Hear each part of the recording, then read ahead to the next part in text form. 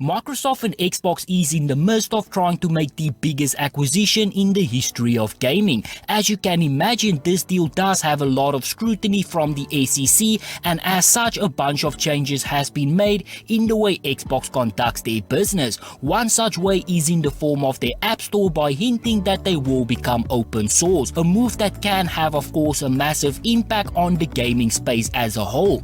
This new move was confirmed by Microsoft themselves when they announced that they will be applying 11 new principles to the Microsoft Store, 7 of which will also be applicable to the Xbox Store. During the Apple versus Epic battle, Xbox announced that they would only be taking 12% cut for all PC sales, and that is the exact same amount as Epic. This of course was in an effort to put more pressure on Steam. They are now hinting that they might be doing the same thing on the console market as well. It is unclear if this is actually going to happen, as there will be serious consequences for Nintendo and PlayStation, although it will go a long way to assist indie developers who get crushed under the current 30%. Then we also received more news regarding the exclusivity of Activision Blizzard games. When Microsoft announced their intent to buy Bethesda, they kept the topic of exclusivity very vague for over a year, but this time around they have been much more open about the topic,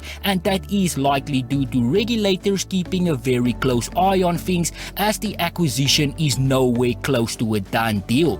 Xbox decided to be very open with their plans and stated that Call of Duty will remain multi-platform on PlayStation even beyond the current deal that they have in place. The idea is to handle the title the same way that they did with Minecraft.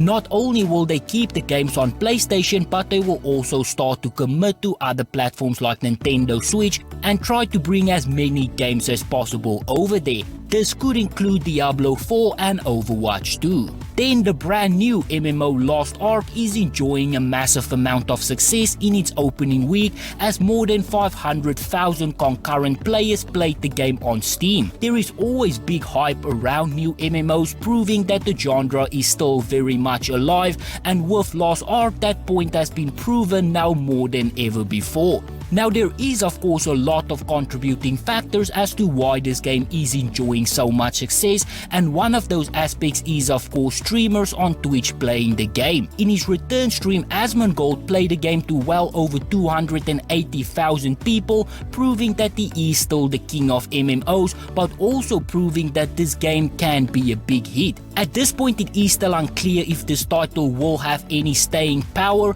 but since they managed to reach 500,000 concurrent players when the game wasn't even free to play it and you had to fork out at least $15, there could be big things on the horizon for this game. Then Sifu has been out for a bit now, and although I have not had the time to play it yet and probably won't, the game has been receiving great reviews all around, at least based on what I have seen. With that said, the developers has stated that they are not done with the game yet and is planning on releasing a bunch of post-launch content for free. The developers said that although more content can be expected, there is no plan for multiplayer, at least not in the foreseeable future. We wanted you to know that part of the team behind Sifu is already working on post-launch content.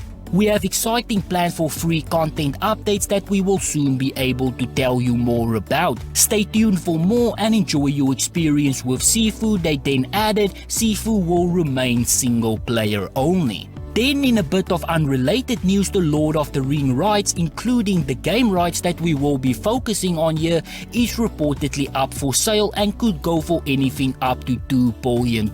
Last year an MMO Lord of the Ring game was cancelled by Amazon, and instead they decided to go with a full-on TV series. Now the rights for the story is up for sale, and that could leave the door open for a company to swoop in and take it over. That includes Sony and Microsoft of course, although it is far more likely that Amazon will pick it up. When Star Wars was sold, it did open up the door for many games, and this sale could lead to more games as well, considering that whoever picks it up will more than likely want to make their money back, and the best way to do that is to license it out to as many people as possible. The Lord of the Rings MMO might have been cancelled, but I am sure that there are many more games on the horizon.